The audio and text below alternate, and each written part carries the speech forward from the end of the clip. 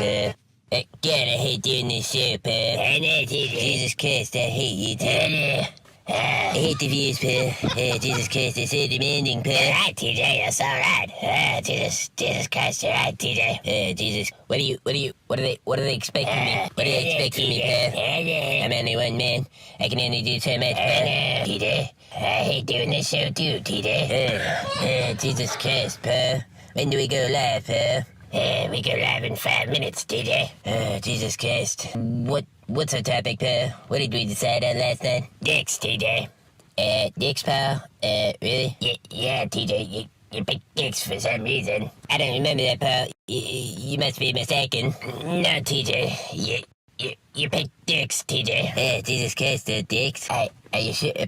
Pal, that seems kinda homosexual, pal. Yeah, I'm sure, TJ. You were right over a shower, and you said, "Hey, pal, I have this really good idea. Let's do a show about dicks." Pal, I don't remember saying that, pal. It's true, TJ. You said you wanted to be surrounded by dicks. No, pal, you must be mistaken, pal. I have a recording of it, TJ. It's right here on my phone. I can show you. I can put it up right now, TJ. Yeah, that's okay, pal. That's okay. We don't need to do that, pal. Let's just change the subject, okay, pal? How about tits? I love tits, TJ. Let's do it on tits. Titties, yeah, titties. Yeah, pal. I love tits too. Yeah, that's it. Hey guys, how's it going, guys? Why are you so late, Scotty? TJ. I guess I was just busy, TJ. Next time, just be on time, okay? TJ, you guys are live in Oh, yeah? Yeah, TJ, you're streaming right now, TJ. Oh, God damn it. Oh, why didn't you tell me we were live? Sorry, TJ. I guess I didn't notice it on the computer screen. God damn it. Gee, guys, let's just play the intro, guys. Okay, hold on a second. Let me just find it, huh? Well, where is it, TJ? Shut up, Scotty. I'm about to bring it up right now. Gee, TJ, you're so incompetent, TJ. Fuck you, Scotty. Dildo. I'll beat your ass, TJ. Fuck you, Scotty. You wanna go right now? I'll beat your ass, Scotty. I'll beat your ass so bad. Bullshit, TJ. You're so full of shit. I'll take you on right now. Let's go right here. Yeah, I'll go right here. You wanna go right here? Yeah, I do, TJ. Let's go right here. Fuck you, Scotty. Yeah, here's the intro right here. I'm gonna play the intro. Fuck you, Scotty. Fuck you, TJ. Yeah, piece of shit. Yeah, fuck you, Scotty. Yeah, piece of shit. Fuck you, son bitch. Yeah, fuck you, Scotty. Don't call me a son bitch, you son bitch. Well, play the intro, TJ. Okay. Okay.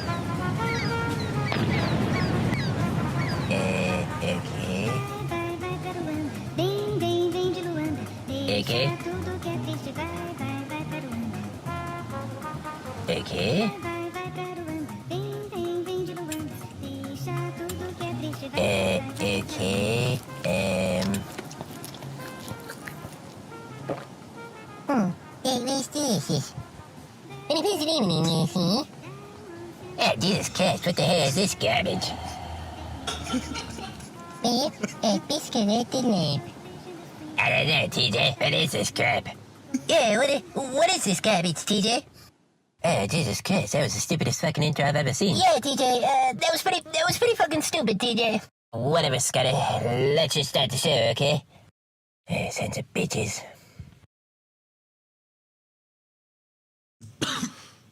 Yeah. There you go. Talk about dicks, TJ. I don't even know what to say. I feel like somebody understands my life and all of our lives better than we do. That cartoon was a better representation of what we do at the opening of the show than what we're doing right now.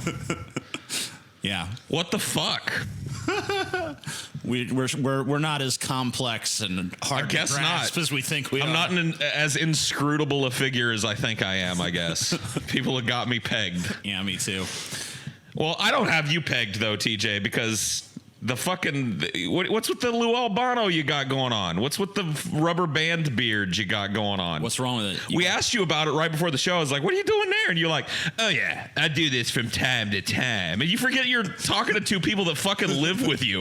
I ain't never seen you do that shit. This is the first time I've done it, I swear. When is the last time you did it? Were you alone in your rooms? Staring at myself in the mirror. This looks good. Yeah, this is okay. Maybe I'll actually try this on a show one day. I swear I've done it on a show before. I don't know. I Maybe think I have. 200 episodes ago or something, dude. 200 episodes. 200 There haven't even been episodes ago. 200 episodes of this shit. 200 episodes ago. 200 episodes. Well, oh, I'm sorry. Does that sound like a tall tale, dude? Yeah. Sounds like Kind of like your fucking beard, bitch. sounds like a triple T to me. TJ Tall Tale. TJ's tall tales. I just kind of do this all the time. You know, I mean, sometimes I just come out with this beard style. You guys have never really seen me do. Oh yeah, why haven't we seen it, TJ? Oh, because I have this whole other group of friends that I chill with, and I do the Lou Albano with them. That's why you guys haven't seen it. Yeah, dude. I also got like a Canadian girlfriend too, man. She's really fucking super Yeah. hot in Canada. You In guys Canada. have never met her. Because, Never met her, dude. You wouldn't know her. You would know. No, she's in Canada, dude. She can't. Canadian girl. No, yeah, I've done this before. Fuck you guys. Okay. I do this all the time. I don't think so. Every day, pretty much. When did you do it before? I think I've done it, I don't know, a couple weeks ago I did it. No, you did not, dude. Yeah, I did. That's a fucking Couple weeks goddamn ago. patently false fucking Couple weeks lie, ago. dude. You know what? The fans will roll through the tapes and they'll find another point where I did it, and it'll be proven to you guys that I Okay, did it. if someone finds some proof, I'm fine with that. Yeah, dude. I mean, I'm always willing to say I'm wrong if I'm wrong. Shit. Unlike TJ, dude. Whatever. You're still wrong about that goddamn fucking bat, dude. What I do? The bat. Oh, the bat. Yeah, the You're bat. still wrong about that. All right. Well, I guess we need to get that stuff together. People keep asking about it. I guess we need to do that. Yeah, whatever. TJ, it's still not gonna happen. I guessing we need. Do we just to fucking do drop that. the illusion of that ever happening, TJ? I'll fucking do it. Fuck you. Fuck you. That's what you said before. No. No, You I had didn't. you had a $100 incentive to find it because you believed you were right. All right. Well, I'm fine. I'm gonna find it, bitch. You just wait. He just Okay. knows he's wrong. You just. That's why wait. he's like. That's why he's Exactly. stalling. Like he's just like I'm just lazy, man. Fuck. he knows he's wrong. He knows that we're gonna bust that melon wide open. Well, if you believe that, then why not, TJ? Hell no. That's like going to an ATM. If you're that confident in it, it's just printing money for you. I'm gonna take $100 and give it to you, and be humiliated on fucking this show, dude. Right. So what incentive do you not have to prove me wrong? Is what I'm saying. I have not been able to locate an appropriate. Okay. It's true. It's true. Oh yeah, TJ. Oh It's yeah. true. What else, TJ? Oh yeah, man. That's All right. right. You know, whatever, Scotty. You'll see. Whatever, man. You don't understand me. Glad I don't. Here's yet another opinion about what's causing all the school shootings. This one's pretty interesting. Blame porn for rise in school shootings. Ask a Tennessee doddering retard Congresswoman what's says. causing a rise in school shootings.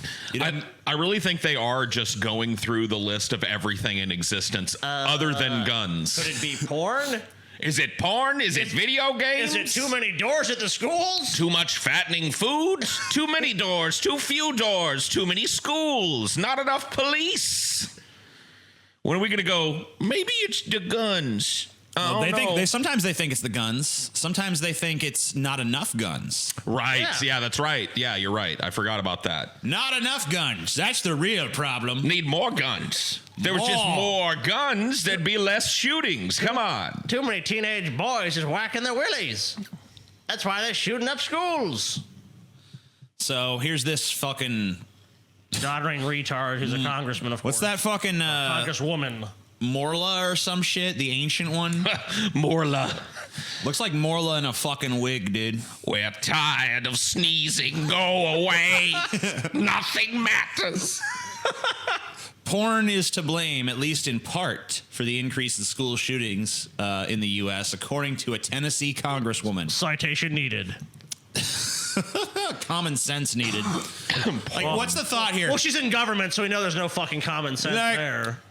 Man, these kids, they see them titties and they're just like, I gotta shoot people. Yeah. Oh, I think we got to the crux of everything. Diane Black, a Republican lawmaker who was running for governor, Yep.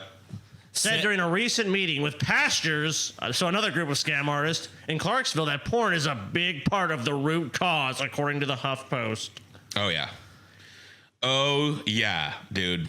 It's available on the shelf when you walk in the grocery store. She Dun, said. dun, dun. We were all teenage boys, and don't deny that when you started looking at fucking porn, that the murderous rage didn't fucking rise up Oh, inside dude, of you. I wanted to find a gun. I wanted to go to a school.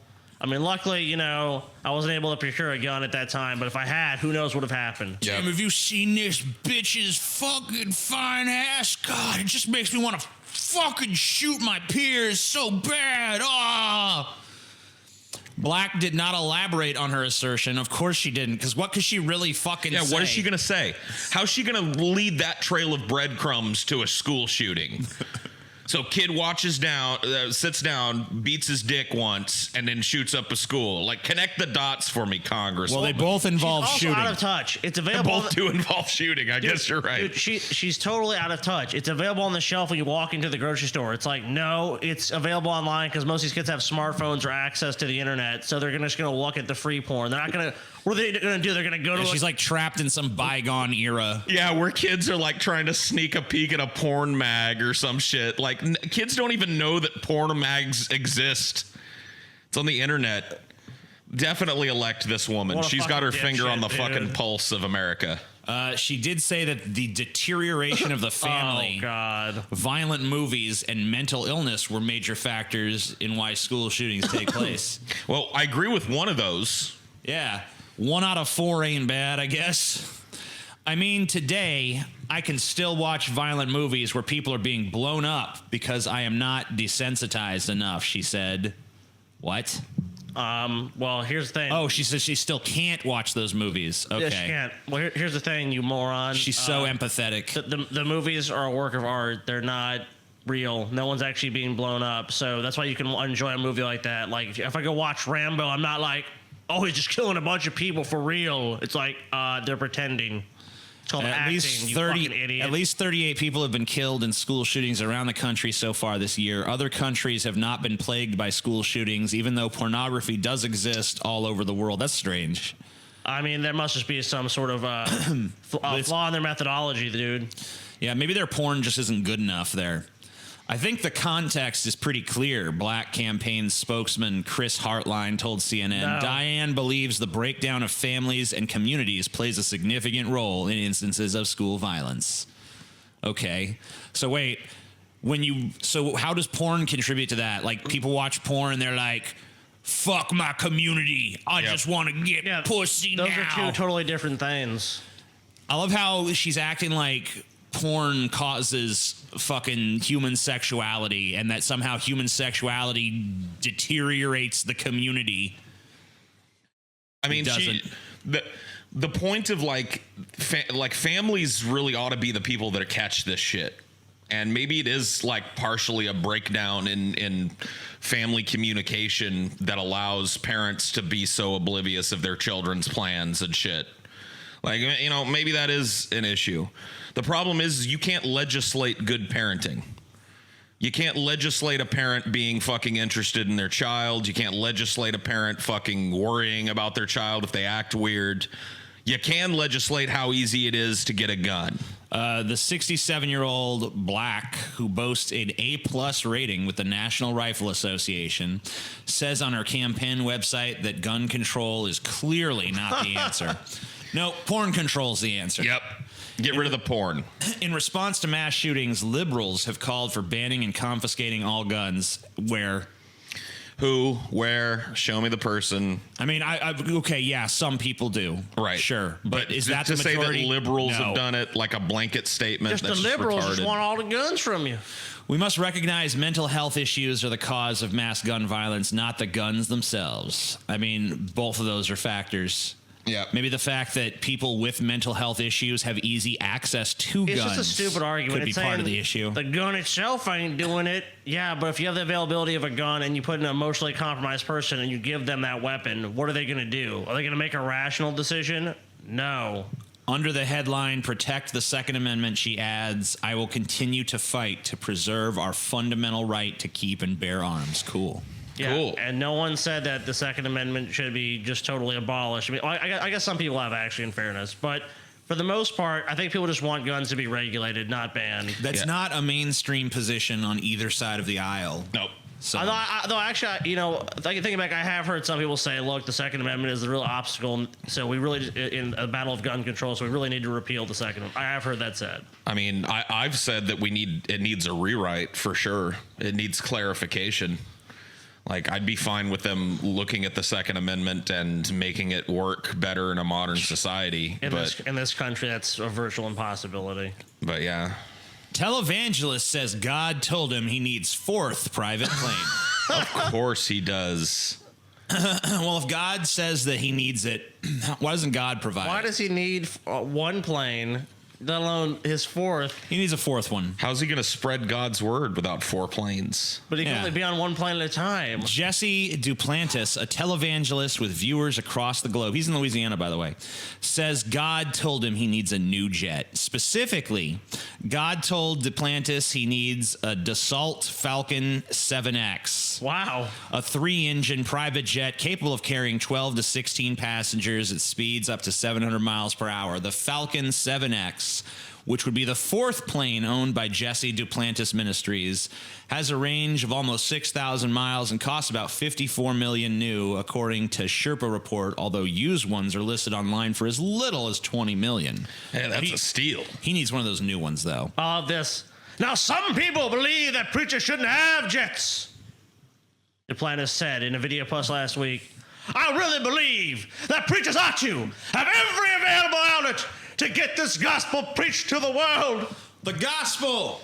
Amen! In fact, Duplantis said that if Jesus was physically on earth today, he wouldn't be riding a donkey. He would be riding in an airplane, preaching the gospel all over the world. Praise the Lord. Hallelujah. Buy me a fucking jet. Yeah, because Jesus totally was about having a $54 million jet. What's new? He's He probably was known for his extravagant lifestyle, too. And his love of wealth, you know? Yes. Oh, yeah. Jesus was so pro-money. He was like the first capitalist, if you think about it, you know? Well, yeah, if you remember about it, when he went into the temple and saw all the money lenders, he got so fucking overjoyed with the sight of all the money that he actually flipped out and started hitting people. Yeah, it was great. He got like, freaked out. He was just like, look at all this goddamn money! Woo! Yeah. Money, money, money, money.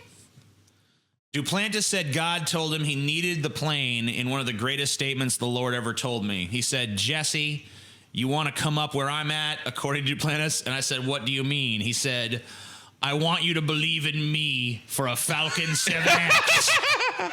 What? You know what? Let's just ask for a yacht next, dude. Like, oh, wait, look right there. Minister asked congregation for $65 million luxury. Oh, wow. Cool. So another one needs a luxury jet. I love how God even specified the model of jet. Falcon 7X? Yeah. Jesse, you need a Falcon 7X. More like Jesse was looking online going, that's the one I want. What features does it have? Oh, yeah, that's real nice. How much is it? Oh, it'll be $54 million. I'll just go to my fucking congregation of suckers and ask them for the money. I love Christians, dude. Listen to this line. I like all people to know exactly what I'm doing in this ministry, Duplantis said. We don't hide nothing whatsoever at all. Just the truth. Oh, my God. As my quadruple negative statement clearly. Dude. Duplantis explained that he wouldn't personally own the plane. Oh, sure. Of course. Rather, the plane would be owned by his ministry and would be used by the next person to take over after his death. Oh, yeah. Oh, okay. God instructed He's just paving the way. To preach the gospel to every creature, he explained. Now, how are we going to do that, he asked. I can't live long enough to travel by car or by ship or by train, but I can do it by an airplane. You can't live long enough to travel by by car. What? You can, okay, so even if that's true, why can't you just take a commercial flight? I don't know if it says it in this article. Oh, here's him defending it, dude. Yeah, we can listen to him if you want. Here's him defending his. Let's listen to this fucking huckster defending his bullshit.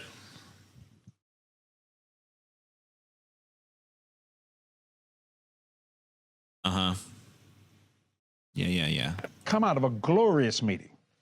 I had just finished, me and Creflo Dollar were preaching. Had a glorious meeting. So I was, for lack of a better way to say it, I was spiritually high. I said, people were saved, touched, and blessed.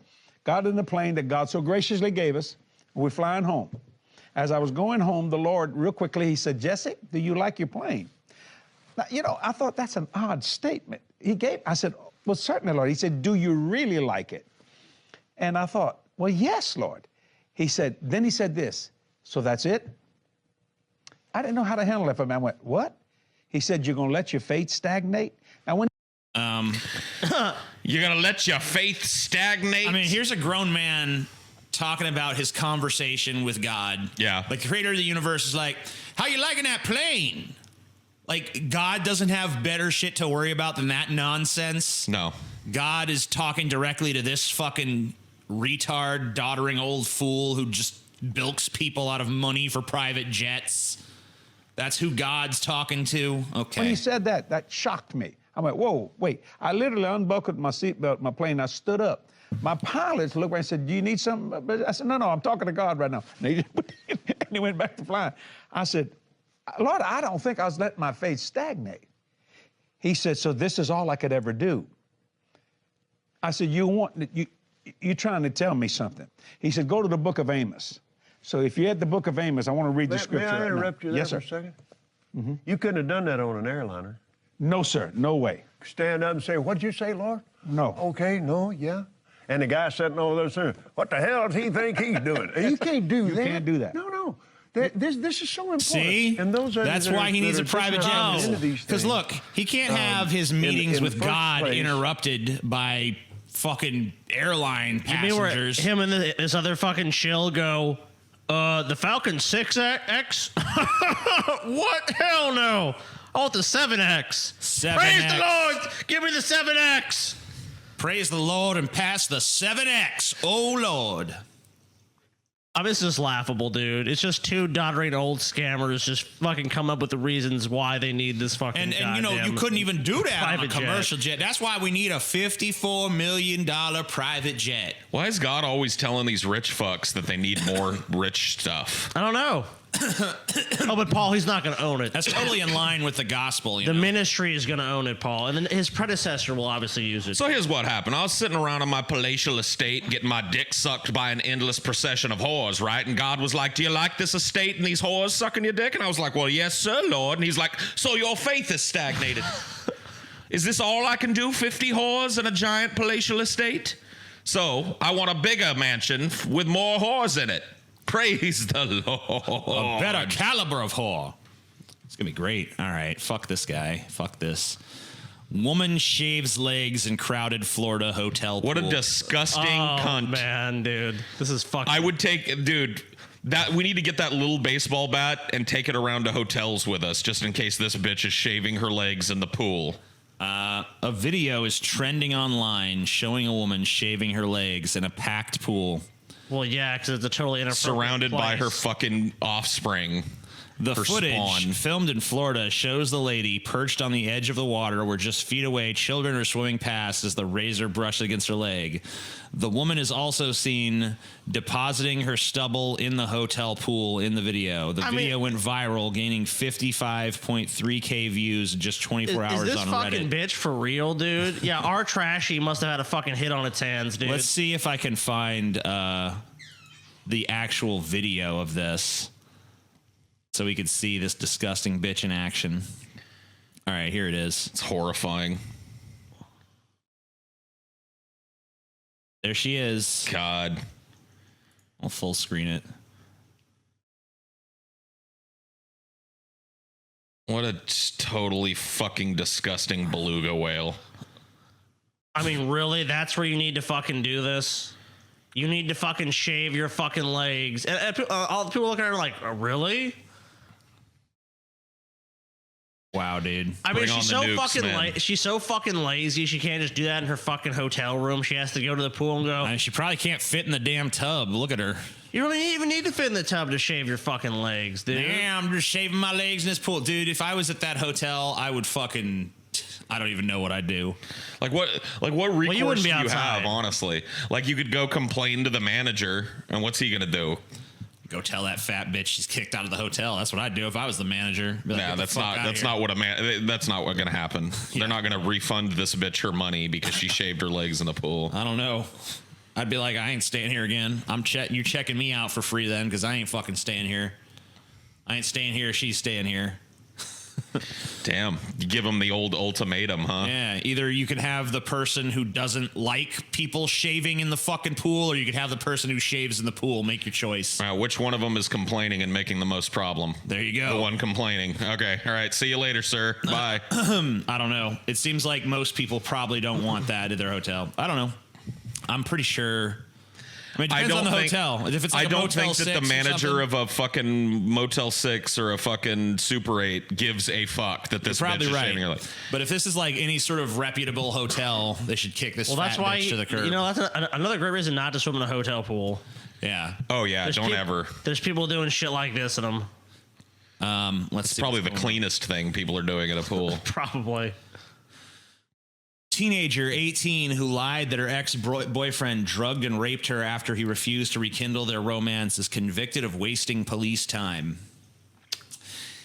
A teenager who claimed her ex-boyfriend drugged and raped her when he refused to rekindle their romance has been convicted of wasting police time. Hannah Sandover, 18, of Southwick, Wiltshire, had been dating her ex-boyfriend, also 18, for nearly a year when they split. She later told a friend he had spiked her water bottle and forced himself on her in the back of his car during a trip to the Westbury White Horse in Wiltshire. I'm just The most British shit I've ever heard. Just be prepared to be like, you said it wrong. I don't care. We were on our way to the Westbury White Horse, we was. Slip me a Mickey, you did. Her worried friend went to police, and Sandover gave a statement saying he became forceful and pinned me down. I kept telling him to stop. Stop. But I love you. I think he had drugged the water I was drinking. She claimed she got into the back of a car to stretch out in an attempt to ease stomach pains before her former boyfriend jumped on her. Sandover also claimed that one of her friends was sitting in the front of the car but was listening to music through headphones, so did not know what was going on. More lies. But yeah, because that's something you'd just be totally oblivious to happening right behind you. But when she was taken to the clinic for an intimate examination, her story started to change as she admitted she hadn't been drugged. Oops. There's the white horse right there. The Westbury White Horse. Her family began to question her story. Sandover admitted she made it all up and the pair had consensual sex. She admitted it to a charge of wasting police time in Salisbury Magistrates Court, Wiltshire. Prosecutor Ryan Severantine, I don't know, said Miss Sandover is extremely lucky she didn't get charged with perverting the course of justice only due to her age and the fact she has no previous convictions. Her ex-boyfriend has said his confidence in approaching girls has been completely ruined. Yeah, no shit. No shit. Yeah, all it takes is one brush with a fucking multi-year rape sentence that you didn't commit. I just love how literally without looking for these false rape accusation stories, without fucking specifically setting out to find them, it seems like every week I'm able to I just stumble upon one. This doesn't happen, TJ. But I'm just constantly told, TJ, these are the 3%. believe the victims always. TJ, well, yeah. Guilty until proven innocent when it comes to rape cases. There's a 3%. Look, there's 3% of these cases that are false claims, TJ. But are you going to dismiss the other 97% of legitimate claims? TJ? I just don't know. But I don't know about those statistics. Those seem. Oh, what are you saying that they're manipulated? Yes. That's hard to believe. I'm saying that it's way more common than people think. It's completely common. Because if you set up a societal thing, a societal standard where, okay, if you're a woman and you accuse a guy of raping you, you're going to automatically be believed. How do you fucking think for a second there aren't unscrupulous women who will take advantage of that? If it was the reverse, men would be taking advantage of it. If you set up a system that unfairly believes one person over the other automatically, then yes, that's going to be abused. Did someone's phone just start going off over there? Yep. Damn you, Scotty. Wasn't mine. You're unprofessional. Unprofessional, Scotty. God damn you, TJ. Here we go. Lance Walnaw. I fear more liberals in America than I fear Putin in Russia. Yeah. Okay. Here's you go. This is another video we're going to take a look at. I'm suspicious when the establishment right and the entire left all hate one nation. You know what? I'm beginning to wonder what's right with Russia, that they're so vilified by the left. Putin is why is it we cozy up and carries over there bicycling with Iran right now? Hey, Putin is trying to be a friend to the West. He is? No, he's not. got a weird way of showing it. Putin is trying to be. So, killing dissidents, sabotaging political opponents, rigging elections. Yeah, presiding over the persecution of gay people. I mean, like there's tons of fucking gay people over there being like killed by vigilantes that the government just has, is not trying to stop on any level whatsoever. But this is some kind of great enlightened fringe to the West. They're appealing to the Fox News audience, who has every night has Sean Hannity going, Russia collusion, it's all a lie, it's bullshit. So what about the irrefutable fucking evidence that we have that Russia did attempt to influence our election and probably succeeded at certain points? No, Paul, that's fake news. He's definitely a friend. He's trying to be a buddy. Paul, look, you're listening to the mainstream media who's lying to you. So you may see that as evidence, Paul, but if you actually evaluate that and like really examine the evidence, not just take their word for it, you'll find that it just crumbles away. It's all fake. All fake news. It all just falls apart. Session. You see, what we did was under Hillary Clinton. You want to know why Putin would ever do something that even show up with anti-Hillary influence? Under Hillary's State Department, with the Ukraine and in Russia, the left progressives. The progressives are like they're intent on ideology. They're like evangelists. They have to get their ideas out there. Their organizations were exporting these agendas through like Soros-funded entities, etc. Soros. Through organizations into the territory of Russia, where Putin actually has gone on record because his public policy has been shaped actually by Christians involved in his own in the Orthodox community, that he is for marriage between a man and a woman. Don't ever underestimate the hostility that America's system has towards anyone that won't bow the knee to the orthodoxy of the homosexual agenda. So, wait a minute. What about bowing their knee to the orthodoxy of the Orthodox Church? Yeah, what's more orthodox? The thing that has orthodox in its name, or like no one. I've almost never seen a single person that was like, I'm against straight marriage. Like, there's tons of people against gay marriage. There's tons of people who are for gay marriage, but there's pretty much no one against straight marriage. It's the same fucking bullshit from these people. They support a dictatorship. They support a fucking despotic piece of shit like Putin because he's like, you know what?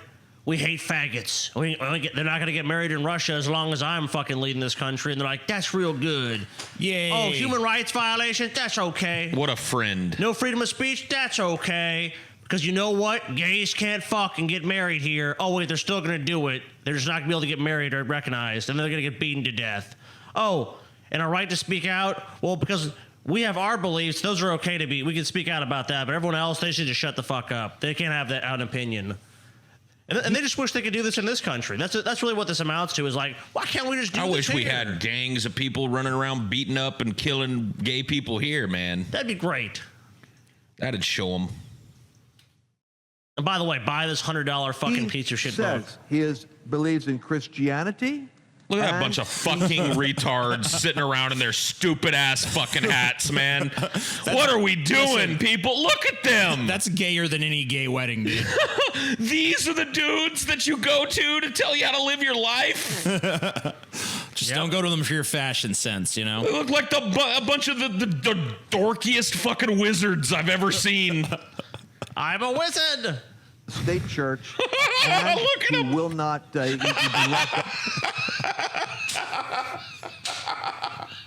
like they're all wearing like. It's like they're all Look wearing, at them. Look at those stupid fucking hats, man. It's like they're all wearing little blue condoms on their Oh heads, my dude. God, what are we doing? The Pussycat Riot group or whatever, the group, and he was shutting down the LGBT community. That is the unpardonable sin to the liberal. I'm not saying Pussycat that Putin's Riot, a it's good guy. Pussy Riot, It's like Reverend. a mafia chief over there. I mean, Russia's the Wild West still. But I will say that he is not nearly, as a Christian, you probably, if you're faithful to Russia and you're not a danger to his government, you're probably not going to find him an adversary in your own nation. I fear more.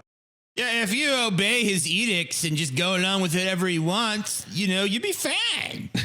Yeah, if you just say, hey, whatever you want to do as a dictator of this country, and we have no democratic rights of any kind, and we can just be, if you sit back and just accept the oppression completely and totally, you'll be all right. Like, what despot has that not been true of?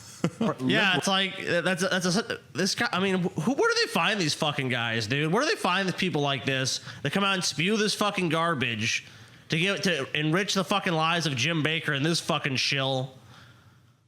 Just like it's disgusting. And then you see the audience of these fucking goddamn geriatrics who might as well be drooling into their goddamn free meal, which is how they get them in there in the first place. They offer them like, hey, you're gonna get a free fucking meal if you come listen to Jim Baker's bullshit.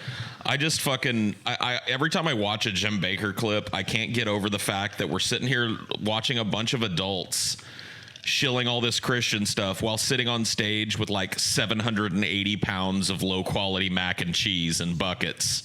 Like, it's just like, has there ever been a more nakedly obvious scam than this? Look at this this water filter over here on the left hand side of the screen. That's obviously the new thing they're trying to shill. You gotta be able to clean your water. When the nukes fly, what are you gonna drink? Where are you gonna poop? We got you covered. In America than I fear Putin in Russia. Well, you're a dipshit then. I gotta be honest with you, dude. You'd be a lot safer in a room with a bunch of fucking hippies than you would in a room with Putin. No shit. Jamie Foxx set for Spawn creator Todd McFarlane's Dark Blumhouse adaptation. I tweeted about this yesterday. What'd you say? I don't know how to feel about this. I'm not sure either. Jamie Foxx is set to star in Spawn, the Blumhouse film that marks the directorial debut of Todd McFarlane from his scripted adaptation of his comic book creation. Foxx will play the character who started out in comics as Al Simmons, a member of a CIA Black Ops team who was betrayed twice after being set up by his cohorts to be murdered, with his corpse set aflame. Newman is double-crossed. Newman? What? In hell? Who's hell's Newman? His name's Al Simmons. Anyway, he is convinced to become a Hellspawn warrior in exchange for being able to be reunited with his wife. But I know the backstory of fucking Spawn. But I think it's kind of interesting. The thing that's really kind of like, I'm not sure about this is... Jamie Foxx, he's definitely had some good performances and some bad ones. He's got talent. But Todd McFarlane as a director is a total X factor. There's no way to know if he's going to be competent. The Spawn has kind of, its heyday is quite a while. Its heyday is long ago. So I'm just kind of surprised to hear this, but we haven't seen a trailer or anything yet, so it could be good. The costume looks okay. It looks better than the one from the 90s did. But, Spawn back in the 90s was huge. It was top in the comic book charts and stuff. Now it doesn't even crack the top 100. Yeah, but you know what? No one really talks about it anymore. Another factor is the Spawn movie they made in the 90s was really fucking... Remember Malbolgia, dude? Yes. He was laughable. So I would venture to say it's probably going to be better than the it would almost have to be. Are they going to get John Leguizamo back for the Violator again? I hope not. Come on. Come on, Spawny. I thought he was kind of fun, but I like that he farted. Wasn't good. He was just kind of like... He was a farting clown. Cheesy, over the top. Oh, excuse me, I messed my pants. There's a big, long article about it. I don't know. I don't know about Jamie Foxx, man. Look, he's a talented actor. I just don't know if I see him in this role. I don't know how I feel about him in this role. Yeah, that's true. It is a little bit more gritty than anything he's done before. I wonder if right after this picture was taken, Jamie Foxx started fucking that peace sign with his finger. Yeah, it kind of looks like there's like they're about to have a little moment. Yeah, Todd McFarlane's got his little vagina finger. Jamie Foxx got his dick finger. It's like they're gonna combine. It's like, yeah, spread them fingers, Whitey. Yeah, I don't know. I mean, to me, Jamie Foxx, I mean, I think he could probably do it. I'm not 100% sure he can, but I'm really like, Todd McFarlane has never directed shit, so. And they're both kind of questionable, the casting choice, because Jamie Foxx sometimes turns in really good performances and sometimes it's dog shit. Yep. Todd McFarlane has never directed anything, so who knows? I mean, he directed some animated stuff, but that's totally different. So who knows? I'm thinking I'm sort of leaning on the side of this is going to be bad, but I'm not bringing down the gavel. I would guess yet. bad, but that's just a guess. All right, I want you guys to see something that's fucking ridiculous. Okay. This is from the CNN reporting on Morgan Freeman's inappropriate conduct.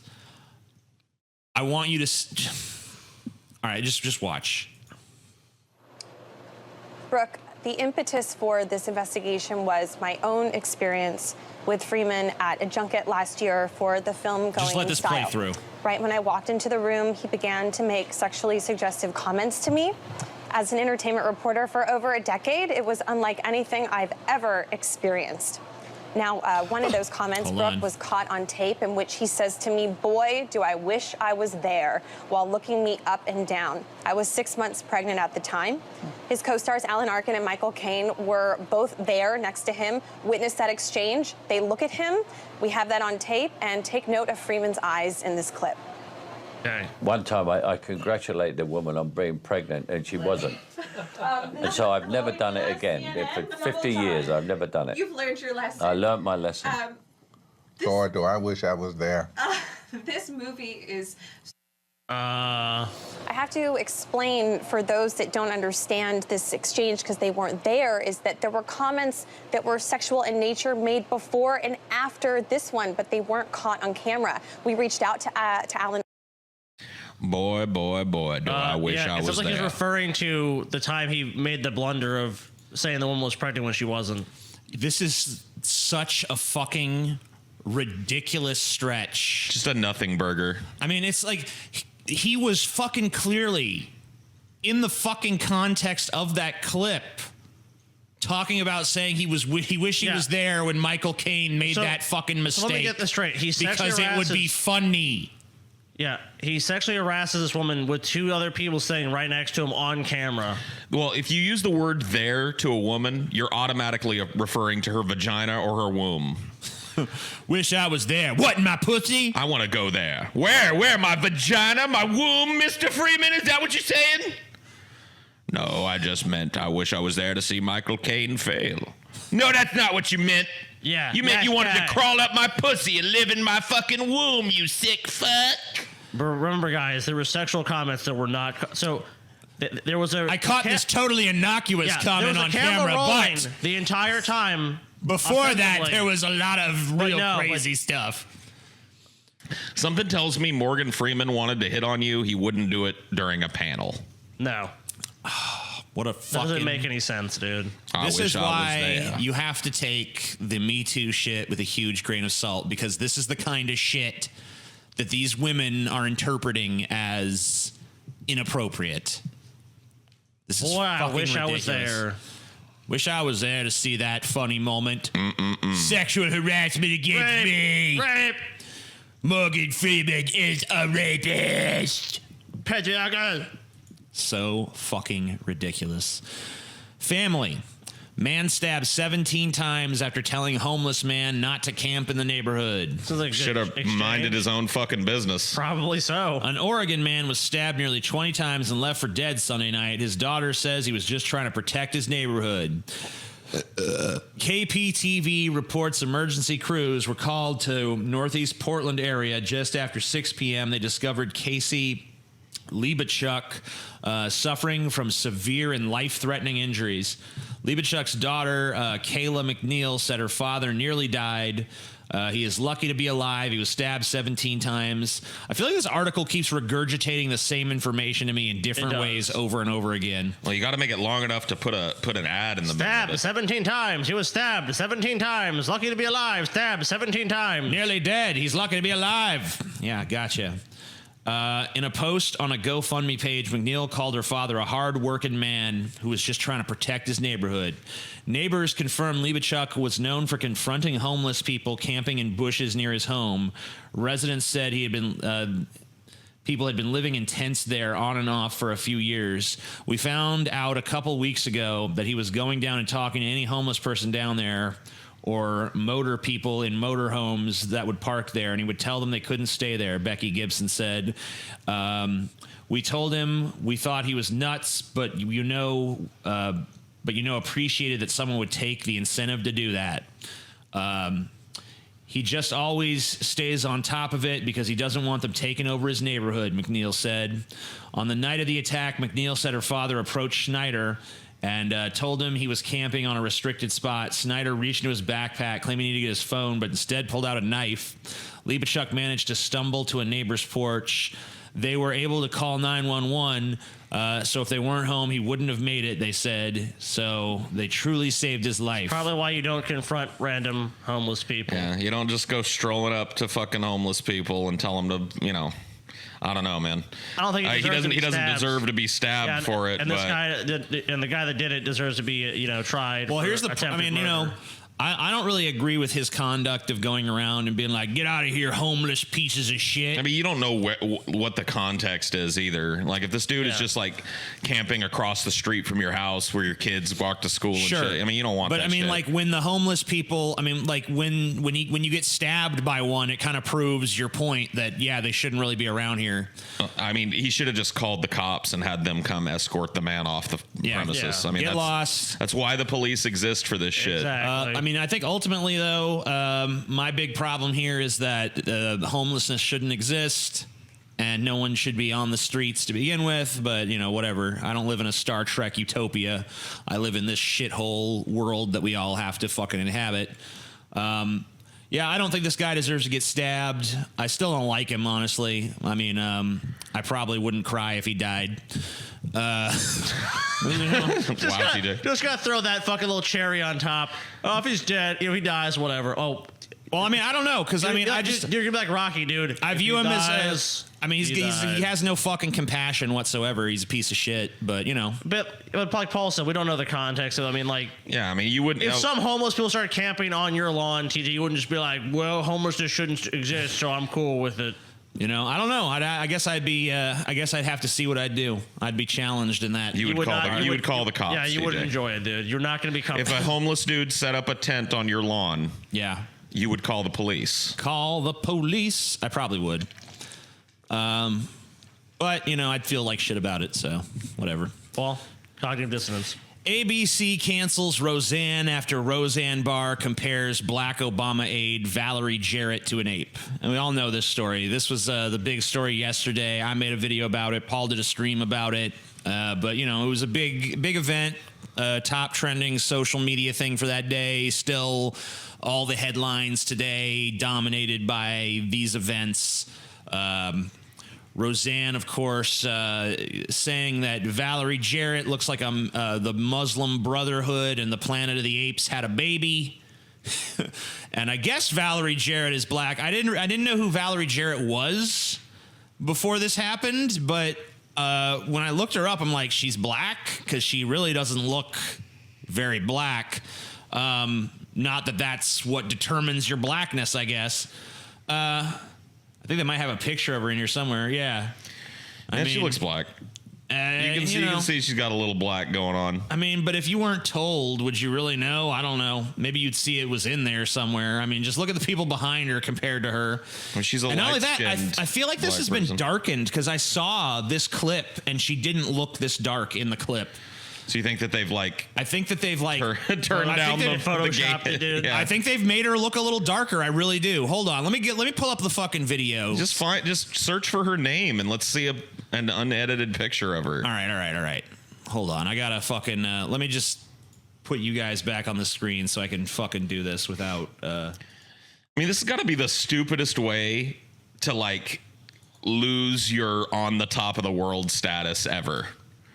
Like fucking Roseanne Barr has this giant fucking sitcom back in the day, then languishes in obscurity for 20 years and gets this huge gift of getting her fucking shit back. She's back on top of the game. Yeah. And now she has no job because she made a dumb tweet. That's correct. So here's the video. Well, we all know it's a court of public opinion. I mean, that's how it goes. And if you make any comment that can be even construed as racist, you're going to be fired. Let's take a look. Into a teaching moment. I'm fine. I'm worried about all the people out there who don't have. I mean, do you see what I mean? I mean, you know, I don't know. She looks like she's. I would guess black or multiracial. Yeah. I mean, I don't know. I don't know. She doesn't even look. She's not dark enough, to be offended by being called an ape.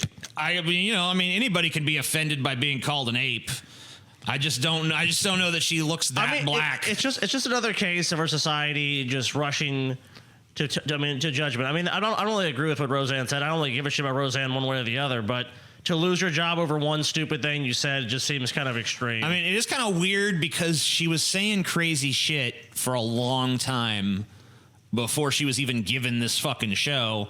I'm assuming that they probably had a meeting with her. I mean, I know they made her delete certain of her tweets before. So you're guaranteed that they had a meeting with her. Yeah. So and let her know, hey, Roseanne, you work for ABC now, and we're not into all this race baiting shit, so you got to stop it. Yeah. Okay, I won't do anything. Fucking 3 weeks after her show hits number one. Already gone. Valerie Jarrett's a monkey. I'm like, what? God, she is an idiot, but. Yeah, she's a total retard. Look, ABC can do what they want. Yep. Yeah. Paul asked me the other That's day, true. do I think this is a freedom of speech issue? And I really can't think it's a freedom of speech issue because, then I would have to say by virtue of that everyone is entitled to an ABC sitcom, which clearly everyone is not entitled to an ABC sitcom. No, they can cancel whatever show they want for whatever reason they want. That's up to them. Obviously there was a huge backlash against. I mean, like, look, she was given an enormous gift in the form of, hey, even though you're an irrelevant fucking has-been, we're gonna bring back your fucking show.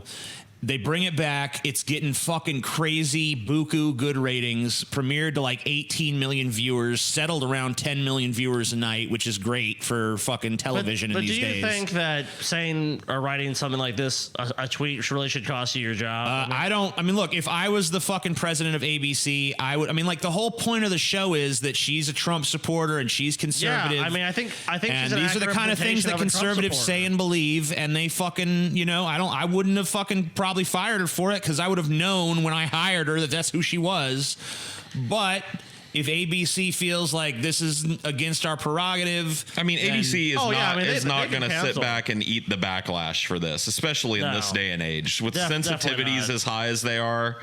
They're just gonna fire the bitch, and whatever. I'm not gonna shed a single tear for Roseanne's stupid big mouth. I don't care about the show. I watched some of the original series and thought it was all right. I haven't watched any of the new one. I probably never will. Don't really care. Yeah. Last time I checked, she's still got a Twitter account. She can still call people monkeys if she wants. She just can't do it as an ABC employee. I feel bad for the other actors that were working with her on the show. Many of whom, we're just like given this amazing second chance to have, a paycheck. Because most of these people, aside from John Goodman, and I think the woman who plays her sister still gets work. But a lot of these fucking actors were not really getting work anymore. The one that plays her daughter. She's been like a talk show person for a while now. All the fucking people that worked on the show behind the scenes, the writers, everyone else. It's so unfair to them, especially. And to put on a great show. I mean, I don't know if it's great, but it was doing great. Right. It was a lot of people thought it was an interesting show. It was the top show on ABC, the top scripted, beating every scripted show, beating every unscripted show. I mean, top show on ABC. And because of one loose lip Twitter comment, it's gone. That's kind of what I'm saying. The totality of it seems unfair to like everyone else that's not. I mean, I think maybe ABC should have fucking just been like, hey, we're going to take a few days to figure this out. I think probably what they should have done, and they could have done, because they got a strong cast other than Roseanne, and the last season ended where she's going to get knee surgery. So I'd have just brought it back as the K1lls say Roseanne died in fucking knee surgery, and where do we go from here? You know, there wouldn't be a show without Roseanne. No, I agree. I mean, you got John Goodman in the cast. Doesn't matter. It's Roseanne. Her sister's the show is called Roseanne. They want the old curmudgeon. I mean, honestly, like you could do the show without her. No, you couldn't. I think you could. The show is called Roseanne. Yeah, change the fucking name of the show. It's just like you could. Then it's not the same show. You could do Seinfeld without Seinfeld. He's not the most interesting character. That's a spinoff, dude. He's not the most interesting character. You could do it with the other three characters. You could have done it. You could do this show without Roseanne. Roseanne is the central character in a way that Jerry Seinfeld. I mean, they're gonna not. do fucking. They're gonna do a fucking season of House of Cards without Kevin Spacey. I think they can do a fucking season of Roseanne without Roseanne. Just change the name. Fuck her. Whatever. Yeah. Oh, did you hear Marilyn Manson's releasing a new album without Marilyn Manson? You know that doesn't. That's not. Oh the yeah, same no, thing. not even the same thing. Yeah, not even the same thing, dude. Yeah, Manson doesn't want to do it, but hey, dude, all the fucking original Spooky Kids are getting back together and they're doing a Manson album. They can't. The two of them are dead. They're digging up their fucking graves. Well, if that's the case, then that would be a Gidget good show. is coming back. They're fucking gonna hire a necromancer. So, it's gonna be great. Ambien maker to Roseanne, because I don't know if you guys saw, but Roseanne blamed Ambien for her remarks. Ambien maker to Roseanne says racism is not a side effect of our drug. Are they sure? I was on Ambien. Sleeping drug Ambien can cause a host of side effects, but it's unlikely racism could be categorized as one, as Roseanne Barr claims. Tuesday, the comedian wrote in a since-deleted tweet that Muslim Brotherhood and Planet of the Apes had a baby equals VJ. The VJ stood for Valerie J. Yeah, we know all this. She later said she was Ambien tweeting in another social media post that has since been removed. Oh, dude, man, I don't know if you guys saw this, but Roseanne's Twitter it's like been hilarious. Because first she apologized. Then she came out and said, don't defend me. You know, I was on Ambien and, you know, I said the wrong thing. And then after that, like 4 hours after, she's like, don't defend me. What I did was wrong. 4 hours after that, she was retweeting people defending her and attacking Valerie Jarrett again. So it's just like total schizophrenia on her fucking Twitter. Well, she's all over the map. I bet the retraction tweet was probably done as damage control, and once the damage control didn't work and she lost the show anyway, she was like, well, fuck this, she's a monkey. Damn right. Why do people take Ambien? Yeah, okay, whatever. We know what Ambien is. Yeah. Who cares? The makers of Ambien had felt the need to come forth and say, like, you know, this ain't doing. Not us. While all Don't pharmaceutical blame us. treatments have side effects, racism is not a known side effect of any Sanofi medication. Are you sure, though? Are you really sure about that? Well, but that's kind of a ridiculous statement on its face, though, just because I don't think she was. I think she was just saying she was fucked up and wasn't thinking clearly. Right. I mean, you know, whatever. They want to get in on the fray. Of course. 1% of users in clinical trials found that they had an increased incidence of racism. Roseanne reboot may be brought back to life by former Trump aide. Now, this is a long shot and probably never going to happen. I'm sure Roseanne would jump at the opportunity, but I don't think anyone else on the cast would. No. Michael Caputo, former Trump campaign aide and chief marketing officer of startup streaming service Bond, says he'll be reaching out to Roseanne Barr to poach her now canceled show for his platform. Caputo told the Daily Beast on Wednesday that he and his Bond colleagues want to reach out to Roseanne Barr immediately, which they said they had planned to do at some point. Now it's sooner rather than later, he said. If you've never heard of Bond, it's not surprising. If you search for it, yeah, you get James Bond results, obviously. They're calling themselves the future of entertainment powered by blockchain. Oh, God. It's another one of these. What does blockchain have to do with Roseanne Barr? Well, this is the world we live in now. That doesn't really explain it. Nope. Caputo said he believes that journalism. blockchain is the future of content, blah, blah, blah. So some blockchain startup streaming service is now like, maybe we can poach Roseanne now that mainstream networks don't want her anymore. I don't even Pretty think, fucking unlikely. Yeah, but I don't even think Roseanne would be interested in this. Like, what the fuck is Bond? Yeah, I don't know. This is not happening. It's not going to happen, but it's kind of an interesting thing. You know, Didn't a few of her cast members like posture that they were going to quit because of her comment anyway. Some actress that plays her granddaughter on the new show said she was going to quit before it got canceled. And Wanda Sykes quit. Sarah Gilbert, is that her name? Her daughter. She's totally disavowed Roseanne at this point. It's kind of sucks for her because apparently she was one of the ones who was really pushing for the show to get back on the air and was like mediating disputes between cast members and stuff and really trying to keep it all together. I mean, she's also one of the ones that benefited most greatly from the show coming back. Right. I mean, she's actually been pretty successful as like a talk show host. Really? And shit. But where? I guess part of that fucking that stupid View ripoff. She's on that. Oh. She's actually one of the only ones I respect on that show because when I did that video about them all laughing about that dude get his dick cut off, she was the only one that was like, this is kind of fucked up because I mean, if this happened to a woman, we wouldn't feel this way. And they're like, fuck you. Whatever. So she actually has a fucking conscience. So I feel bad for her. Surely this was going to be. Surely she would make more money on the biggest sitcom on ABC than she would doing a fucking View ripoff talk show. Oh yeah. But yeah, I feel bad because she obviously was trying to really make this work, and unfortunately, Roseanne. Yeah, Roseanne fucked it had up. other plans. Roseanne like black people and monkeys. Woo. Knives are too sharp, and filing them down is a solution to soaring violent crime. Judge says. Yeah. There's a factory for fucking people with really stupid ideas that just they have to fucking put them out there. A judge proposed a nationwide program to file down the points of kitchen knives as a solution to the country's soaring knife crime epidemic. Oh. Sounds retarded. Last week, in his valedictory address, retiring Lutton Crown Court Judge Nick Madge spoke of his concern that carrying a knife had become routine in some circles and called on the government to ban the sale of large, pointed kitchen knives. You know, it's stories like this that the right wing in America uses to make gun regulations seem fucking ridiculous. Yep. So fuck this judge. Fuck his ridiculous. You can't ban fucking knives because anyone can fucking make a knife. It's not even hard to do.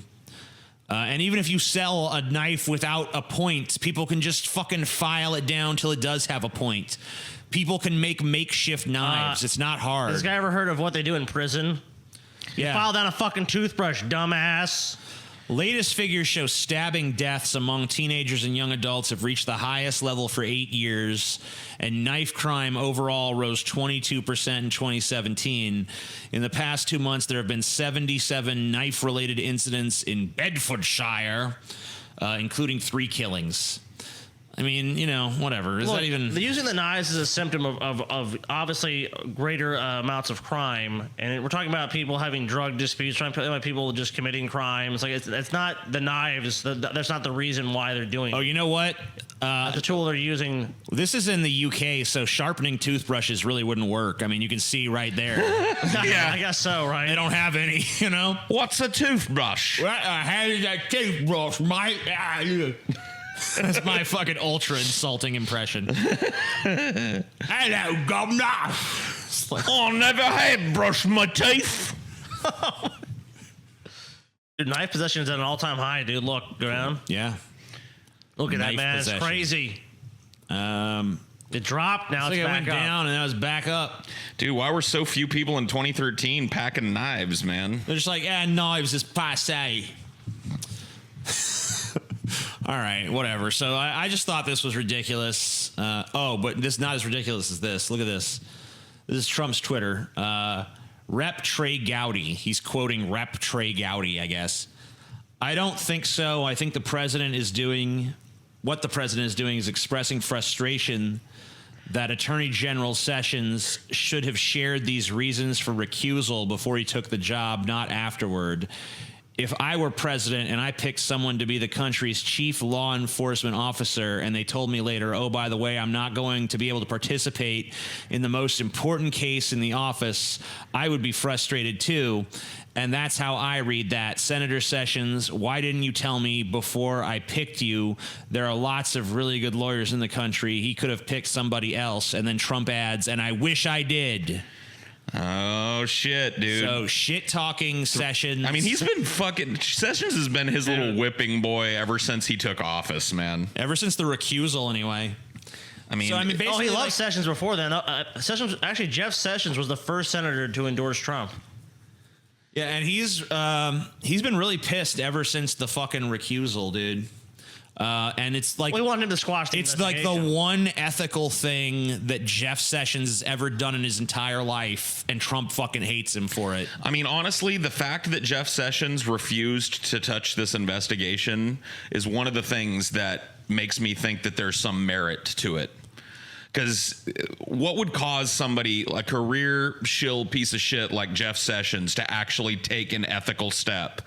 He must have seen what was involved in it and been like, all right, I don't think so. I don't want to touch this. It's also personal liability, too. Exactly. He doesn't want to expose himself. He doesn't want to be accused of fucking helping this investigation in any way. I don't know, man. Like, why doesn't Donald Trump just fire Jeff Sessions? I don't know. Can't he? I mean, he's a member of his cabinet, right? I guess he could. I don't know. Yeah, I mean, it's probably coming if he's now just openly talking shit on Twitter. But he's been doing that. He's done that for a while. He's shit on fucking Sessions a bunch of times on Twitter. Like, I just don't understand why he's not. Maybe he's afraid that it would strengthen the case against him. I think it's probably that. And also, there is still some Republican support for Sessions, and said a lot of Republicans have come out and senators have said he should not fire Sessions. So. It probably has something to do with it as well. Crazy stuff. But I mean, who knows? He may very well end up firing him at some point. Yeah, Sessions should start tweeting some shit back like, fuck Trump, he smells bad. I don't know. Sessions is probably smart to just be quiet and keep doing his job, because every time something like this happens, Donald just looks worse.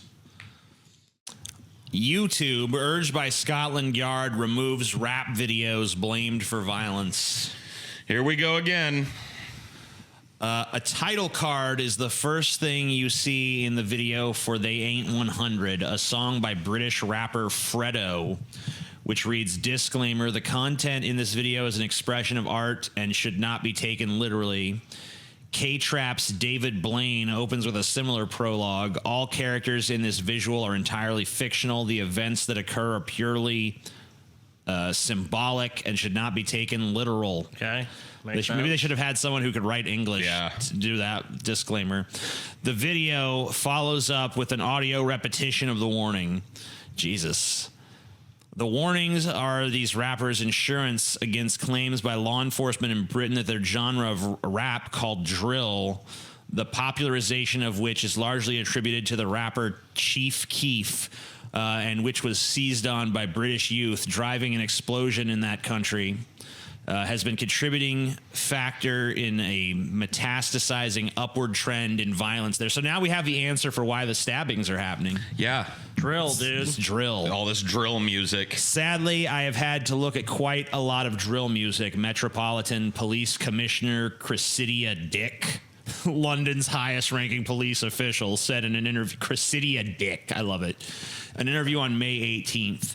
You can access it, sadly, very easily, very quickly. Yeah, I hate how these artists are able to express themselves. It's fucking horrible. Very quickly, you will see that these are associated with lyrics that are about glamorizing violence, serious violence, murder, stabbings. They describe the stabbings in great detail with great joy, but most particularly, it is often, and we have gangs who make drill videos, and in those videos, they taunt each other and say what they're going to do to each other. A gang's database established by the Metropolitan Police, which lists, among other things, the music taste of those in it. Jesus, was called Deeply Flawed by Amnesty International. No shit. No shit, Amnesty International. Maybe we don't make lists of people based on what they watch or listen to. How about that? Maybe that's a bad idea. Well, you always see the same shit. When you see things that quote-unquote glamorize violence or attack the police, it's like automatically, oh, well, maybe this is something that really should be censored now. We really need to kind of... Because that's what they're gonna start calling for. That always ends up happening. Oh, we really need to censor. We really need to stop this because this is really bad. They already are. They're already getting them shit taken down. Oh wait, from they're YouTube. already doing it. Oh, what a shock. We have a dedicated process for the police to flag videos directly to our teams because we often need specialist context from law enforcement to identify real-life threats. Along with others in the UK, we share the deep concern about this issue and do not want our platform used to incite violence. A statement from YouTube reads in part, fuck you. So basically... The fucking government of the United Kingdom said, you better fucking remove this shit, Google. And they went, yes, sir. Yes, master. Okie dokie. Freedom of speech and expression. Nah, we got to deplatform these people because it glamorizes violence. It incites violence. Shakespeare fucking glamorizes violence. There's tons of art from from every fucking era of humanity that glorifies violence or could be interpreted as doing so. I mean, the Bible itself is look at the read the fucking Bible. There's people getting butchered. There's God destroying entire cities. There's bears mauling children for making fun of a bald dude. God sanctioning the kidnapping and rape of young girls. I mean, it's just over and over. Well, these things are a reflection of the culture. It's not like the funny thing is that they become scapegoats, but this is really just people looking at the culture they live in and just speaking about it or creating a song about it or a painting or whatever it is. It's just a reflection of what they see around them.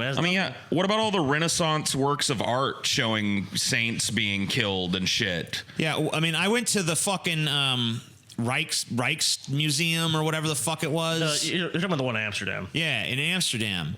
And like 90% of the art there is like this old Christian art. And like almost all of it is just brutally violent, like children being killed, men and women being killed, people being tortured. A lot of it's also about like the folly of falling into earthly temptations. Jesus fucking on the cross, looking miserable, bloodied up, and fucking destroyed as a person. I mean, there's tons of violent imagery in art throughout fucking every era of mankind. Oh, dude, there's a painting about the divide of like the Netherlands and like Belgium and shit. Remember that? Like they had the river and they're both sides are like the Catholics and the Protestants or whatever. Yeah, I mean, there's a lot of violent things. There's a lot of violent pieces. There's like basically like Judgment Day pieces where like volcanoes would be erupting and shit, and like the sky would be red. Demons are fucking putting people into their fucking mouth, bite you in half and shit. You know, we got violent movies, violent video games, violent books, violent plays, violent paintings. Like, violence is part of the human fucking experience. It doesn't make any sense to say that artists can't fucking express that. What, are you saying that human beings are inherently violent? I'm saying that is a fucking part of human nature, yes. Oh. So I think this is fucking disgusting. Of sentient life, dude. I mean, maybe it's a part of your human nature, TJ. Whatever, Paul. But I don't like this violence. Fuck you. You were fucking violent as shit. And Paul agrees with the ban. North Korea blames U.S. media for spreading fake news about what Kim Jong-un wants from Donald Trump. Shit, dude. Kim Jong-un is picking up the fake news meme? Yep. Cool. North Korea has accused leading U.S. broadcast media outlets of spreading disinformation about North Korean Supreme Leader Kim Jong-un's motives for wanting to make denuclearization deal with President Donald Trump. Redong Sinmun, the official newspaper of the ruling Korean Workers' Party Central Committee, published a commentary Tuesday attacking Fox News, CBS, and CNN for featuring U.S. high-ranking officials appear in their programs. Who claim that North Korea was only seeking talks in order to get economic assistance from the U.S. The fate of the anticipated bilateral summit, which would be the first ever meeting between a sitting U.S. president and a North Korean supreme leader, remains unknown after a recent diplomatic spat, and North Korea's tightly controlled media has sought to dispel opposing narratives. The article branded the unnamed U.S. officials impudent for spreading the rubbish that if the DPRK meets the requirements of the U.S., it can get large-scale non-governmental economic aid, and that it should show that the denuclearization goes in a verifiable and irreversible way. This is nonsense of hack media on the payroll of power, ignorant of who is the rival, the commentary added. That was some great English. This is nonsense of hack media on payroll of power, ignorant of who is the rival. It's like, what? That doesn't even make sense. We fight now. You die. You ignorant of rival. I don't know if that's the accent of a North Korean. yeah, it was dead on. It's spot on. You got it. You nailed it, TJ. You nailed it. Spot the fuck on. You know what's really weird to me is like there's people that I know who are of Asian descent or who are of black, ethnicity or whatever. They happen to be. That if I did a perfect impersonation of their voice and their mannerism of speaking, it would be called racist. So. Probably. I just don't know. It's a kind of a weird thing. You are a fucking racist, TJ. Racist. Good job. Racist. They're going to cancel my ABC show. It's going to be bad. Denmark to school ghetto kids in democracy and Christmas. Yeah. Okay.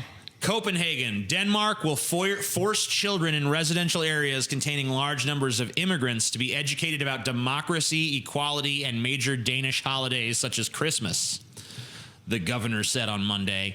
The Nordic country has for decades struggled with how to integrate immigrants, primarily from the Middle East, into its ethnically and religiously homogenous welfare society. The new policy, agreed with major opposition parties, will force young children living in ghettos, an official term. If it's an official term, why is it in quotations? For areas consisting of primarily non-Western immigrants into 25 hours of public education a week from the age of 1. 25 hours a week? I don't think you need that from the age of 1. Anyway, children in Denmark must normally receive 10 years of education from the age of 6. However, school attendance is not compulsory, meaning parents have a right to choose how to educate their children. So they're basically saying, well, not for immigrants because they're just not integrating well enough. So they need to learn about democracy, equality, and Christmas. Those are the 3 things. Once they understand those 3 key pillars of society, they're free to go, dude. Yeah. I mean, like, I gotta be honest. It's probably a good thing to educate them in democracy and equality. Not sure about Christmas, if that's important. But yeah, I think democracy and equality is probably a good thing. I mean, I don't like this, like, they're forcing these kids. Yeah, I mean, like, in most countries, kids are forced to go to school, so.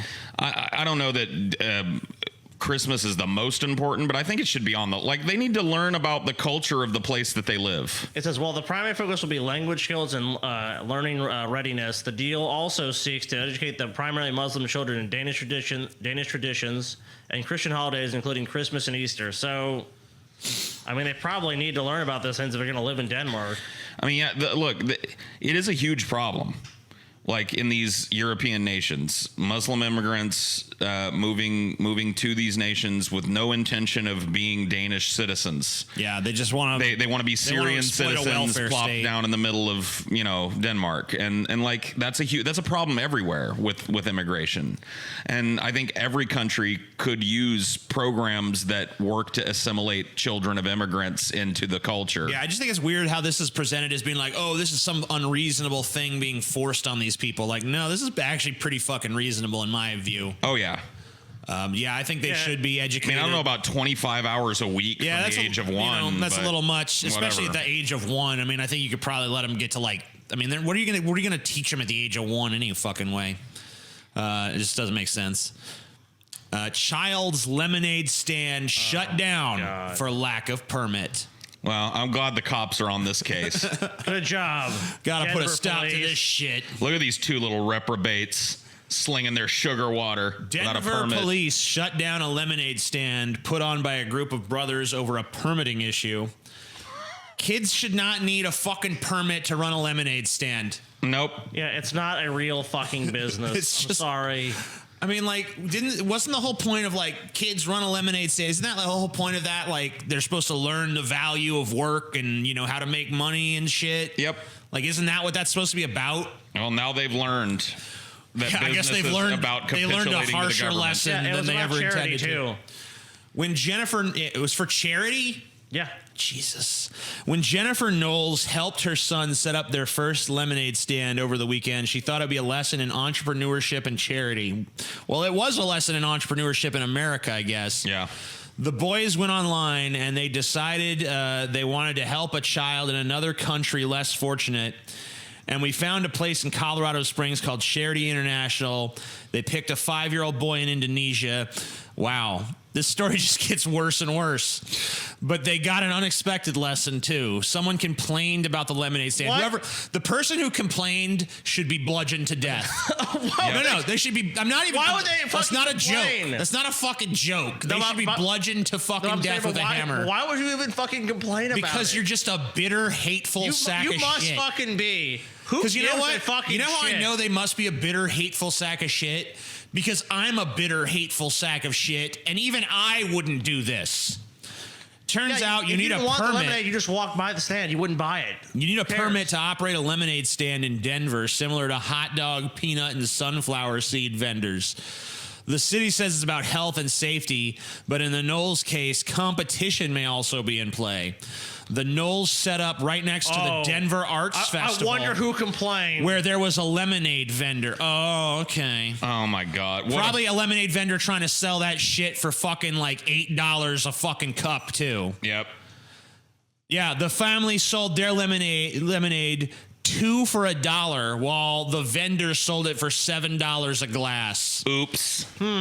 Fuck this. Who was that guy complaining again? Yeah, it was that fucking lemonade vendor for sure. Yeah, because do you want to buy the fucking $7 lemonade or do you want to buy the 2 for $1 lemonade? Oh my God, what a fucking sack of shit fucking country we live in. Fuck, it's the most aggravating story we've seen today, unfortunately. I mean, oh my God, just fuck. A new study says nearly 6,000 died in Puerto Rico after Hurricane Maria. The government still says 64 people died. That's a laughable total. 64 people died. Yeah. The number of people who died in Puerto Rico as a result of Hurricane Maria was at least 70 times higher than the official death toll, according to a study published Tuesday in the New England Journal of Medicine. That's not a credible publication. No, not at all.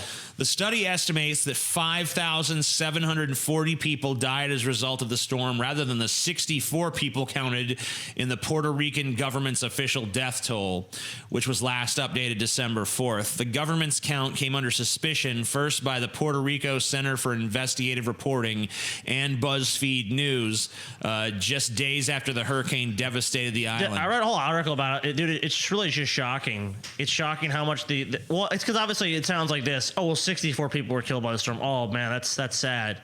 Now, what they said, actually, it was about 6,000 people that actually were killed by this. The government just totally failed them, and they died for pretty much, a lot of them for no reason. I mean, you know what's really shocking?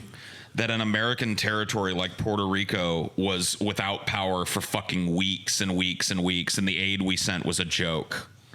This is one of our fucking territories. And people there were just fucking weeks after the storm, still sitting with no power, no food, no running water. Killed more people than Katrina, killed more people than 9/11, and the response has been nil. So, response is, well, that's their problem down there. They didn't want to be a state. Goddamn problem. Didn't want to be a state, did you? Oh my God. So, yeah, this is Puerto Rico just keeps getting fucked in the ass, dude. Bankrupt. Fucking storm kills 6,000 people. The bastard child of the U.S. empire, dude. Yeah, maybe we should just if we're not going to do anything for them, maybe just let them be independent. Just like, you're just not, we officially don't give a fuck about you. Yeah, well, that ain't going to happen, so. Not being allowed to carry a weapon everywhere makes E.W. Jackson feel utterly naked and vulnerable. Wow, what a pussy. Yeah. So let's just watch this. Watch this fucking prize winner. This guy crying.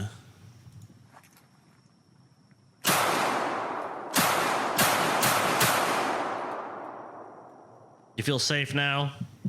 What a stud. It's one thing to talk about the Second Amendment. I've done plenty of that. But it's quite another thing to practice it. I try to carry my gun everywhere I go. But when I'm told that there are towns... Is the Second Amendment now like the Bible? You're practicing your Second Amendment right? I'm not allowed to practice my Second Amendment rights. I feel like my rights are being violated. What if some nutcase, some evil person... Like you? Besides, he's going to kill a bunch of innocent people, and I happen to be in the crowd. Then you're gonna die. How am I gonna live out my superhero fantasies without my gun? Fuck you. Just like all the people that are packing in Las Vegas when the shooter fucking picked him off from his fucking like 23rd story fucking hotel room. I really gotta tell these people.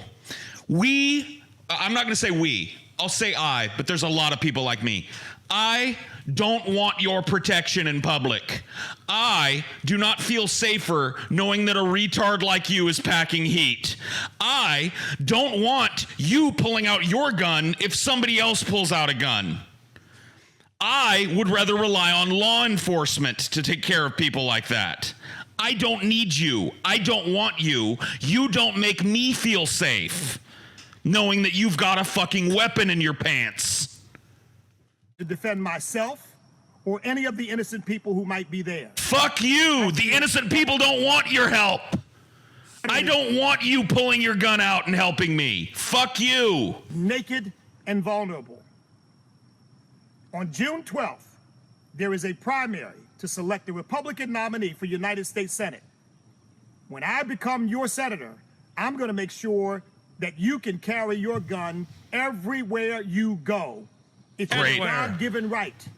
And fantastic. It's by the Constitution, and law-abiding citizens should not have that right infringed. That's actually, no, where does it say one that? thing. Let's turn every bar and say you can carry a gun wherever you want. That's not what the Second Amendment says. That's patently false. It says the right to bear arms, Scotty. The right to bear arms shall not be infringed, Scotty. Anywhere and everywhere. That means that the 7-Eleven should be a shooting gallery. Get out of here. Some towns it is. Yeah. Sorry, that's just an unreasonable standard. It's quite another thing to practice it. Oh, yeah. Whip that out again and fire it a few more times. Here's an idea. Point it right to your temple and then fire. Yeah, practice the Second Amendment by sticking that gun in your mouth and pulling the trigger. Gay exec for Coach parent company Tapestry relentlessly sexually harassed straight VP, says lawsuit. Oh, what a creepy web they weave at Tapestry, Inc. A lawsuit filed Tuesday accused a gay company executive of sexually harassing a straight coworker, including numerous unwanted touchings and endless comments about oral and anal sex. Defendant Giovanni Morelli was relentless in his same-sex come-ons towards plaintiff Thomas Gibb, who filed the 15-page suit in Manhattan's Supreme Court. How is your dick? Morelli allegedly asked Gibbs during, how's my dick? Yeah, it was fine. During a March 2018 business trip to Spain. Is there any way you would ever consider not being straight? Tapestry Inc. owns the well-known brands Coach, Stuart Weitzman, and Kate Spade. The suit alleged that Morelli became obsessive about Gibbs' genitals once the plaintiff was hired March 1st as Weitzman's vice president of footwear development. Morelli asked Gibb about his package when the men first met. The opening overture is in what became a bombardment of offensive conduct, the lawsuit alleges. Gibb alleged the company ignored his multiple complaints about Morelli's constant comments, while Tapestry announced last week that Morelli resigned after 1 year as head designer and creative director of the shoe label. The lawsuit charged he was actually fired for cause. The same was true of company human resources executive Molly Rosen, who coddled Morelli and chuckled at his inappropriate antics, according to the lawsuit. An email sent to Tapestry for comment was not returned. Gibb recounted sending a May 4th complaint to human resources staffer Molly Rosen after returning to work from the weekend, only to find Morelli had drawn 2 large penises on a whiteboard in his office. Ha ha ha, I'm dying. The lawsuit quotes Rosen as replying via email. Giovanni. Morelli's inappropriate behavior included introducing Gibb to people as Tommy Straight. During the Spanish trip, Morelli told a crowd of people that Gibb was so heterosexual that even if I saw him with a dick in his mouth, I wouldn't believe it. The lawsuit by Gibb, a well-known figure in the fashion and footwear industry, seeks unspecified damages for monetary and emotional harm along with punitive sounds like a damages. pretty straight up sexual harassment case. Straight up. We all know, of course, that if it was a fucking man doing this to a woman, that instantly she would be believed and he would be painted as a piece of shit. This guy, it's like, well, I mean, come on, did he really do it? If this is if you, I mean, it's if there's like alleged. some I'll tell you occasional lawsuit. banter like this, then I don't think it's really inappropriate. But if this is really just like a non-stop pattern that he complained about to human resources, Yeah, if you drew a dick on a and whiteboard as a joke, even that's one human thing. resources was like, I don't take this problem seriously, even though it's my job to take this such isn't the kind of problems job you would seriously. just throw away either. I mean, this is a really good fucking job. So I don't think this guy would have done this lightly. So there's probably a little bit more than just and this is just part of pure this fucking allegations. bullshit where we think that sexual harassment, protections are only there to protect women, and if men have a problem, it's not taken seriously, and it's bullshit. Well, luckily, our modern society has the long, stiff arm of the law to handle these things. Yeah. Our law enforcement and court system is well endowed to handle these types of problems. Yeah, solutions are coming soon. We're gonna thrust right into the heart of the matter. Yes. I'm suing you guys for sexual harassment, by the way. Okay, fair enough. Taco Bell manager stabs worker in heated argument over a woman, Chicago police say. Dude.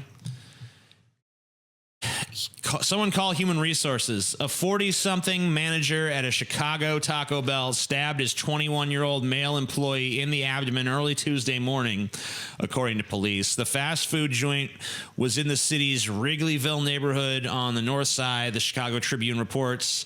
But what triggered the bloody fight? The two men were bickering over a woman, police told Patch. The argument was apparently an ongoing one. Damn. It began as a verbal argument, Patch reports, but eventually the men took their dispute out of the restaurant and into the nearby alley, which is where the manager pulled out the knife and stabbed his employee. He wasn't fucking joking around, dude. He's like, stay away from my bitch. The guy's like, no, I'm gonna fuck her, dude. And he's like, all right, then I'm gonna kill you.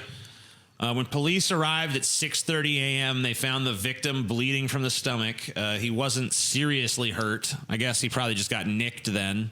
21-year-old victim wouldn't cooperate with police, authorities told the Tribune. He declined to press charges but was hospitalized after the incident. Damn. Sounds like Taco Bell doesn't want to dwell on the incident much either. A representative for the fast food chain told the Tribune she could offer absolutely nothing in the way of comment on the alleged stabbing. Wait a minute. Like, the dude that got stabbed was just like, no, I don't want to press charges. I'm fine. Dude, what's this one beneath this, though, dude? Fans gathered to mourn the loss of Taco Bell in Alabama. I don't know. That dude looks like he's fucking... Dude, like, let's see. Like hit play. There she is. I think he's screaming at the sky, dude. All that remains of the once glorious Taco Bell. Oh, man. Oh, dude, it's gone. There's a vigil, dude. It is. It's a vigil. A candlelight vigil for their fucking Taco Bell.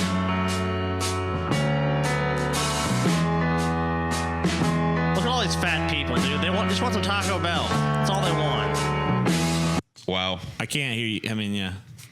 This is crazy. That's an uplifting story, dude. A totally uplifting It's not tale. uplifting. They're mourning the death of their beloved Taco Well, you know what, Bell. though? They came together as a community, though, TJ. Yeah, that's true. Fallout 76 is the next game in the Fallout universe. A lot of people are eating crow on this one, dude. A lot of gamers are like, it's just gonna be... Nope, it actually is a new Fallout game. You're Following a 24-hour live stream on Twitch, Bethesda Software unveiled the next game set in the Fallout universe is called Fallout 76, which refers to the vault where it takes place. The teaser trailer, embedded above, included scenes set inside a relatively well-maintained Fallout shelter. The vault looks decked out for a party with balloons and confetti all over. A sign says the blah, blah, blah, blah, blah. Should I just play it, or do you think I'd get in trouble? You'll probably get in trouble. Yeah. All right. So, new Fallout game. Scotty, you wanted me to pull this, so you talk about it. I just thought it was interesting because a lot of people, because this has been speculated for a while, that this game was going to be, well, I mean, people knew there was going to be a big announcement. That's kind of been in the grapevine. But a lot of people were like, dude, I will fucking eat my fucking hat if they announce a new Fallout game, because it ain't happening. You know, people made all kinds of crazy fucking claims that they were going to do if it was actually a new Fallout game to be announced. And I actually was surprised that they did announce a new game, because we all know Bethesda is kind of slow to develop games. And I mean, obviously, with this being a teaser, I think that there was just it's a couple years away at least. I think there was a tremendous impetus for them to take attention away from how bad the last Fallout game was. Yeah, I agree. I think that's really what... I think it's like, oh shit, we really fucked this up. Well, let's bad. be honest too. This game is probably at least 2 or 3 years away. Sure. It's a weird choice on the naming scheme too. They're breaking the sequential numbered naming. Well, maybe scheme. it's not going to be an official. Maybe it's going to be kind of like New Vegas or something. You know, kind of like an in between game or something. I'm not sure. This is just a teaser. So I mean, New Vegas was developed by a different studio. It was. Like Bethesda itself is doing this one, so I don't know. I don't know. Yeah, we'll see. I guess. I mean, pretty crazy shit. Hopefully better than Fallout 4. I mean, I'll probably give it a chance because it's one of the few modern gaming series I actually have enjoyed. But if it's as bad as the last one, then this will probably be the last Fallout for me. Yeah, I haven't even played 4 yet. And nor should you. Nor should you ever. Well, if you didn't know about this, definitely check out the little teaser. There's not much to it, but something to look at. Cool. It's kind of, you know, it could be interesting. I mean, like, there's not much meat on the bone, is what I'm saying. I mean, I don't think they've announced. I think it's kind of weird. I hope the whole thing doesn't take place in this fucking vault, though. I mean, I don't know. Maybe be interesting. I doubt it. We'll see. Sounds kind of maybe it'll be good. I don't know. Last one sucked. Who knows? Anyway, thank you guys for watching. If you want to make our day, please try to support us on Patreon. We got about 3,080 patrons last I checked. We're trying to get to 4,000. That's our next big goal. That's when we're going to get rid of this fucking studio, get a nice fucking new studio going. Get some better fucking sound equipment, better video equipment, new setup, all that stuff. We might even have to do some of that before then, but when it gets to 4,000, that's when we're totally going to go try to take this shit to the next level of professionalism. You know, also, if you are not aware, we are going to have a big meetup and live show on July 21st at the Mint in Los Angeles. That'll also be linked down below. And we hope you'll check that out. VIP tickets gets you an hour early admission. You get to hang out with us for an hour before the show begins.